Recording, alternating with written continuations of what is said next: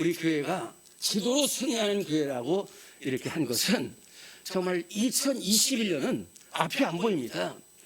기도로 나가는, 기도로 승리하는 길밖에는 없습니다.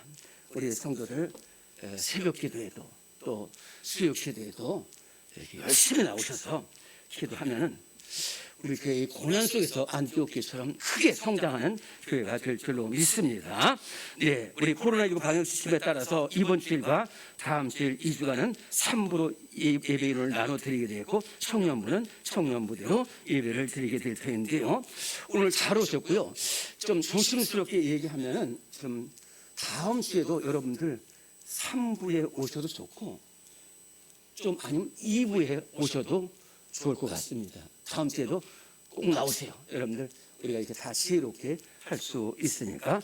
그리고 또 속히 모든 예배가 우리나라의 모든 교회들이 모든 예배가 다 회복될 수 있도록 기도해 주시기 바랍니다. 그래서는 그러기 위해서 우리가 예방수칙을 더욱 철저히 지금 너무 잘하고 계세요. 제가 더 이상은 말할 수 없습니다. 그러나 하여튼 끝까지 우리 교회를 1년 동안 이렇게 질병에서 건져주셨는데 끝까지 기도해서 우리 정말로 우리 강동제일교회는 지역에서 참 소문난 교회 될 수 있도록 힘써 주시기를 바랍니다. 혹시 연말정산 신청하실 분은 사무실로 오시면 되겠습니다. 우리 먼저 옆에 계신 분들에게 눈으로 사랑으로 인사합니다. 잘 오셨습니다. 사랑합니다. 감사합니다. 네, 감사합니다. 1년 전에 이 코로나로 인해서 지금 온 세상이 큰 위험, 또 파탄, 봉쇄, 단절, 이 모든 어려움을 겪고 있어요. 0.01mm밖에 안 되는 이 조그만 바이러스가 우한 지역을 넘고 나라를 넘고 온 세상을 이렇게 힘들게 하고 있고 사망자 늘어나고 있고 감염자 확진자도 부지기수로 이렇게 확산되고 있는 어려움을 겪고 있습니다. 지금 인간은 달나라도 가고 우주선도 왕래하고 그리고 첨단 기계, 의료기기 다 있어도 이 조그만 바이러스 하나를 못 잡는 것이 우리 허약한 인간의 모습입니다. 더 안타까운 것은 그럼에도 불구하고 기도한 대로 하나님께 돌아와야지 되는데 그것이 처방이고 원인인데 모릅니다. 더 악하고 더 음란하고 더 죄악 가운데 살아가고 있습니다. 오늘 말씀에도 베드로서 4장 7절에도 만물의 마지막이 가까웠다고 했습니다.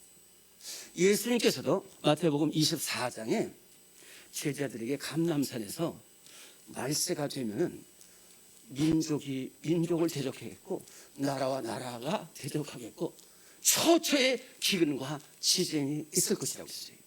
그리고 수많은 백성들이 통곡하면서 울 것이고 거짓 선자들이 많이 나타날 것이다 라고 말씀하셨습니다. 그때 인자가 영광중의 푸름을 타고 온다라고 말씀해 주셨습니다. 말세지 말이 가까웠다는 거예요. 디모데후서 3장 1절에서 5절에 보면은 이 말세가 되면은 하나님을 따라서 자기를 사랑하고 돈을 사랑하고 쾌락을 사랑하고 죄악을 사랑하는 시대가 된다라고 말했는데 바로 오늘 이 시대의 오늘 우리의 모습입니다. 그런데 베드로전서는 이 어려울 때에 처처의 기근과 전염병과 환란이 있을 때에 우리 성도들이 어떻게 해야 될 것인가, 또 이 어려운 시대를 살아가는 우리 성도의 사명이 3가지가 있다라고 말씀하고 있습니다. 첫째는 예배입니다. 예배를 지켜야 된다는 것이고 목숨 걸고 예배를 드려야 된다는 거예요. 이 베드로 전후서는 언제 쓰여졌냐면은 사도 베드로에 통해서 AD 64년경에 쓰여진 편지예요.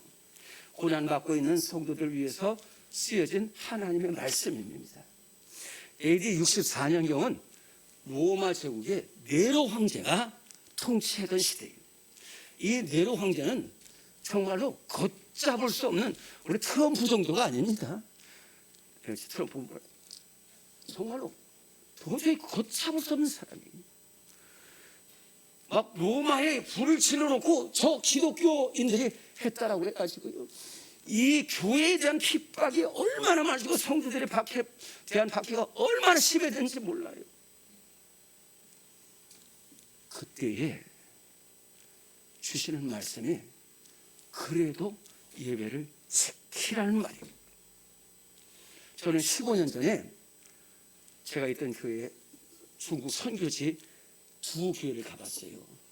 길림성에 있는 신성교회라는 교회과 조양교회라는 두 교회를 갔어요. 그랬더니 그분들이 얼마나 우리를 환영해주고, 담임 목사님 저부터 우리 장로님들 다 환영해주고 같이 이렇게 해서 기도하는데 정말로 눈물겨워요. 중국은 신앙의 자유가 없습니다. 그래서 탄압하면 어쩔 수가 없는 거예요. 그런데 놀라운 것은 이 세계에서 중국의 신앙의 자유가 없는데 가장 많은 그리스도인이 있는 나라가 중국이에요. 한 1억 명 정도로 추산하고 있어요. 어떻게 해서 그렇게 중국의 교회가 있고 성도들이 있는지를 제가 가서 보니까 느끼겠더라고요. 제가 그 교회에 가서 한 교회에 한 번씩 저녁 예배 드리고 새벽 기도회도 드렸어요. 그런데 놀라운 것은 그렇게 공안들이 막 감시의 눈초인데도 몰래 아주 지하 같은 데서 모여가지고 얼마나 찬송을 부르고 얼마나 기도하고 얼마나 예배를 잘 드리는지 몰라요. 그래서 이 중교회는 소망이 있다는 것을 제가 느꼈습니다. 그런데 한 번은 새벽교회에 갔더니 인도자 그분이 책임 집사라고 그러는데 그분이 그러는 거예요. 지금 홍길동 집사님께서 공안에 끌려갔다는 거예요. 오늘 새벽에 끌려갔다는 거예요. 여러분들 기도해 주시기 바랍니다. 그리고 김갑동 권사님 지금 심장병이 나서 지금 병원에 입원했는데 우리 주님 살려주시고 고쳐달라고 기도합시다. 그랬더니 막 눈물 바다가 되는 거예요. 막 얼마나 열심히 기도하고 막 예배를 드리지. 네, 저희가 떠나오는 날 그 홍길동 집사님 풀려났더라고요. 이야, 우리 모두 이렇게 어려움 속에서도 예배를 잘 지키는 성도들이 되될 줄로 믿습니다. 또 그런가 하면은 이렇게 코로나19 방역 지침에 따라서 자꾸만 교회에서 예배를 잃어가고 있고 예배의 감격을 잃어버려가고 있는 상황도 있습니다. 지금 영상으로 예배를 드리게 되는데요. 어쩔 수 없는 상황이긴 해요. 그러나 엄밀하게 말하면 영상으로 드린 예배는 예배가 아닙니다. 예배는 어떤 것이냐? 로마서 12장 1절에처럼 너희 몸을 거룩한 산제물로 드리라. 이는 너희가 드릴 영적 예배니라고 했어요. 우리 몸이 주님 앞에 나와요. 우리 몸이 주님 앞에 나오고 이 우리 몸이 헌신하고 내가 주님 말씀대로 새로워지고 내가 변화되는 것이 예배예요. 그리고 성도의 교제도 있고 헌금도 있고 헌신도 있고 봉사도 있어야 예배예요. 그런데 영상 예배를 드리면서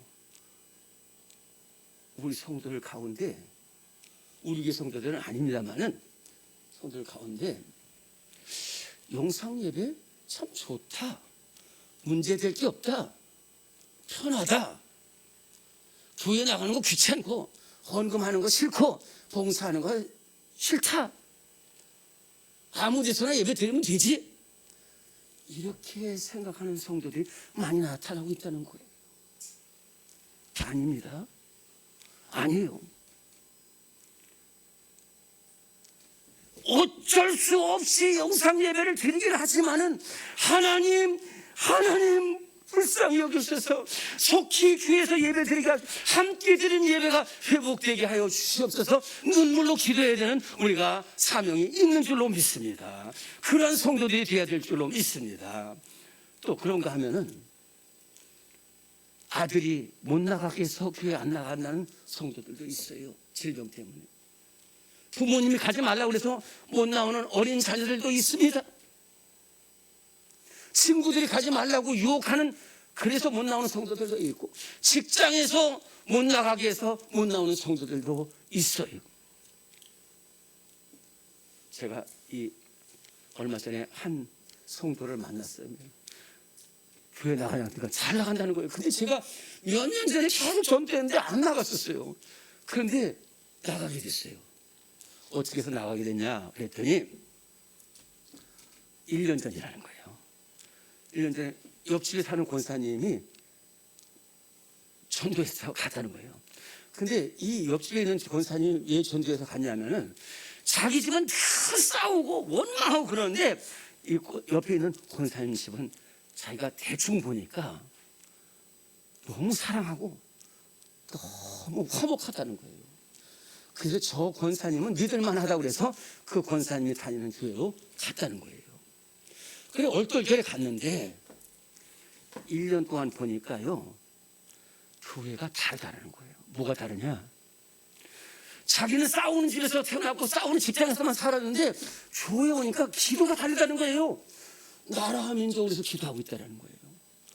그리고 날 미워하는 사람을 위해서도 기도하고 있다는 거예요. 서로가 서로의 아픔을 위해서 기도하고 있다는 것이 자기가 느껴보는 거하고는 다른, 자기는 지금까지 이렇게 살아본 적이 없어요. 그런데 이 성도가 이제 월요일 날 직장에 출근했어요.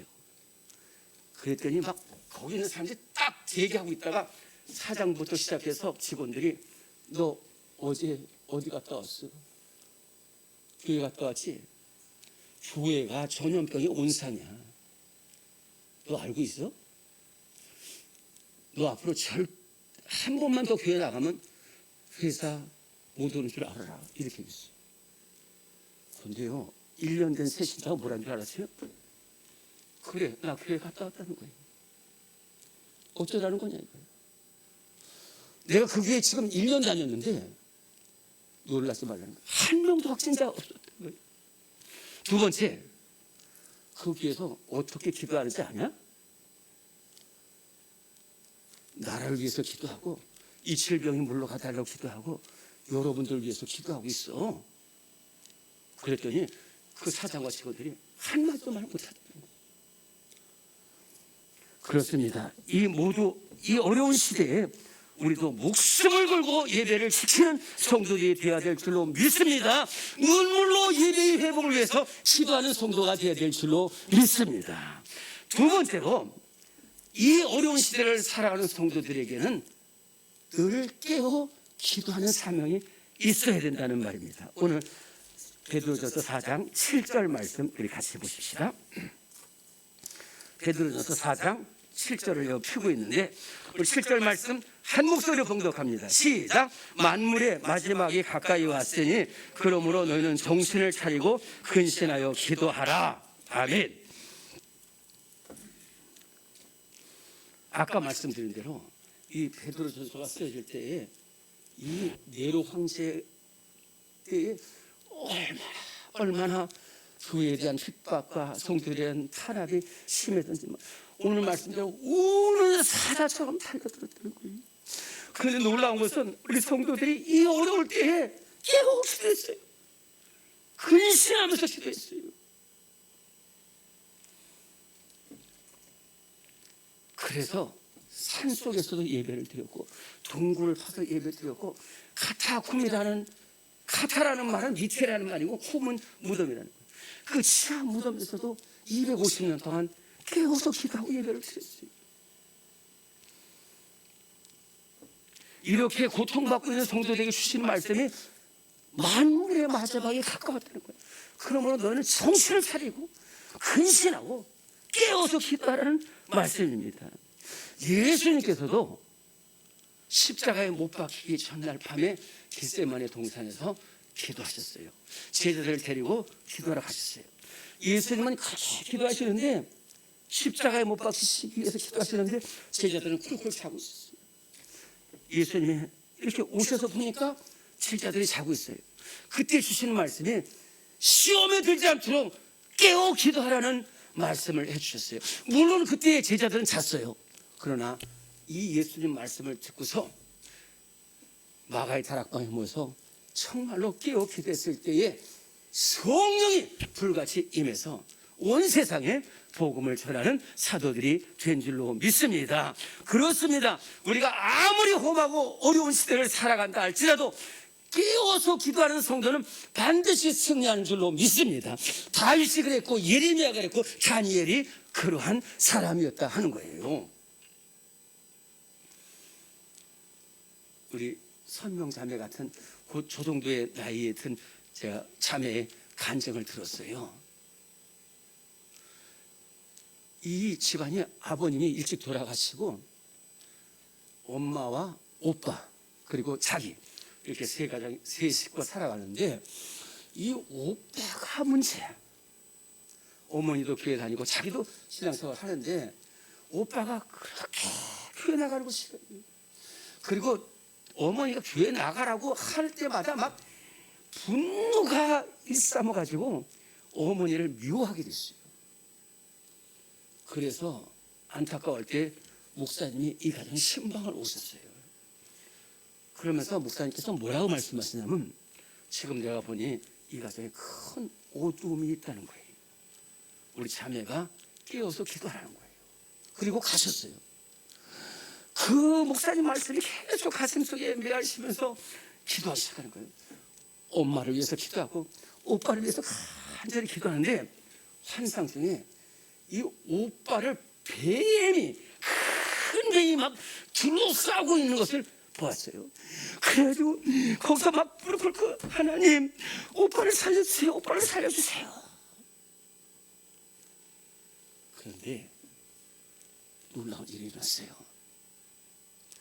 그 오빠가 하도 엄마가 자기에서 다음날 칼 들고 가서 엄마를 찔러 죽이려고 했다는 거예요.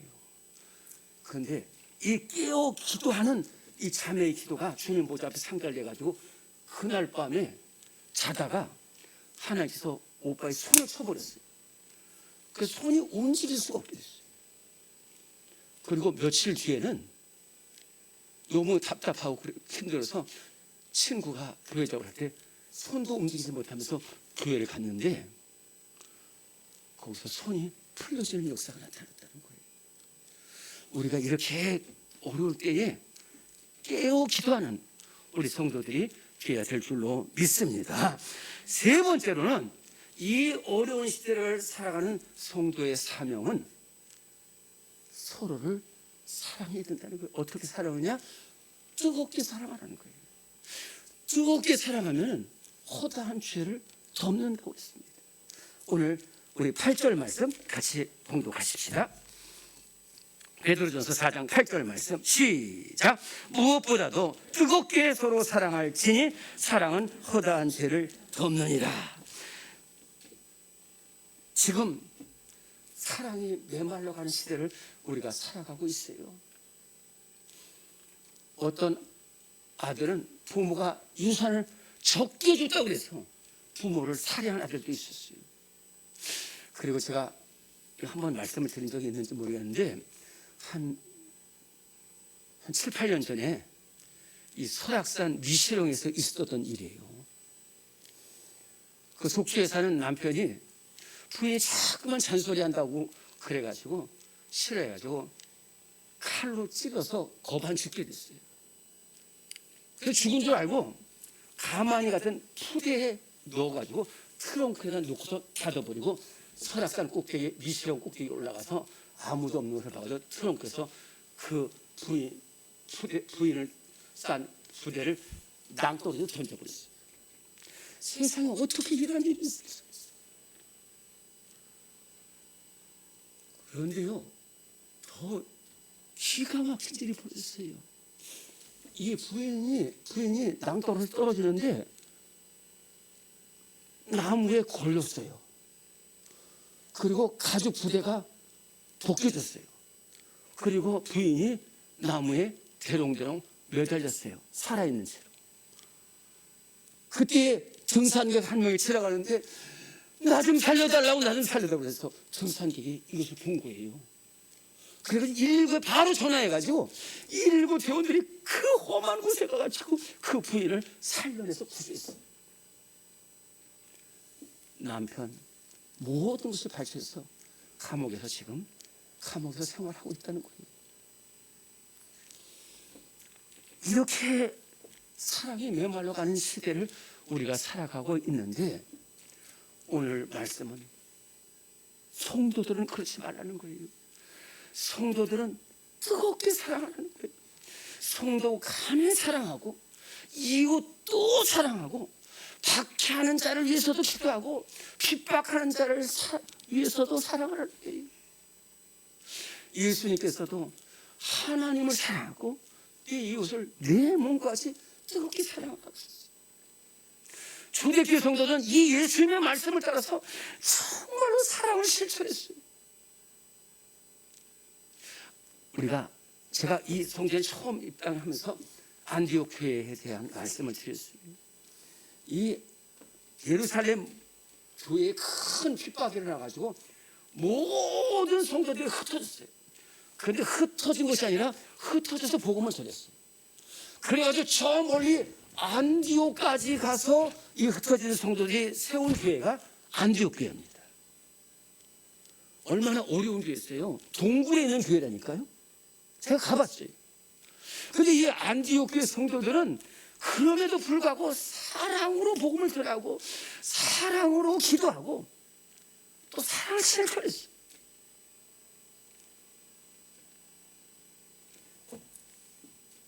유대인들에게만 복음을 전하는 게 아니었어요. 아는 사람에게만 복음을 전하는 게 아니라 이방에도 복음을 전하고 흑인들에게도 복음을 전하고 또 알지 못하는 사람에게도 복음을 전하고 심지어 자기들을 핍박하는 사람들을 위해서도 복음을 전했어요. 두 번째로는 예루살렘 모교회에 큰 기근이 발생했어요. AD 46년경 로마 글라우디오 황제 때 로마 제국 전체에 기근이 들었어요. 특별히 예루살렘 모교회가 살아갈 길이 없을 정도로 가난해지고 어려워지게 됐어요. 이 소식을 들은 교회가 안디옥 교회입니다. 안디옥 교회도 어려워요. 건물 하나 어쩔 수 없는 이런 안디옥 교회인데, 이 안디옥 교회 성도들이 예루살렘 모교회가 이렇게 어려움을 당하고 있다는 소식을 듣고서 헌금을 모았습니다. 물건을 모아가지고 바울과 바나바 편으로 보냈어요. 얼마나 사랑입니까? 또 성도들 간에도 서로 사랑해요. 물건을 갖다 주기도 하고 헌신하기도 하고. 그런데 이 모습을 본 사람도 있었어요. 누굽니까? 믿지 않는 사람들이 봤어요. 그래서 믿지 않는 사람들이 이 안디옥 교회 성도들이 예배 잘 드리고 어려움 속에서 믿음 지키고 어려움 속에서 깨어 기도하고 어려움 속에서도 사랑을 전하는 이 모습을 보고서 붙인 이름이, 저 사람들이 그리스도인이라고 이름을 붙이게 됐어요. 그리스도인. 그리스도인은 저렇게 예배를 잘 드리고 저렇게 기도하고 저렇게 사랑으로 하나 되고 저렇게 사랑으로 헌신한다는 것을 말하는 이름이에요. 우리 모두 안디옥 교회 성도들에게 붙여진 저분은 그리스도인이라는 이러한 이름과 칭찬을 받는 우리 성도들이 되시기를 간절히 바랍니다. 오늘 우리가 어떻게 사명을 감당하는지를 보고 있어요. 첫째는 누가 보느냐? 주님께서 보고 계시죠.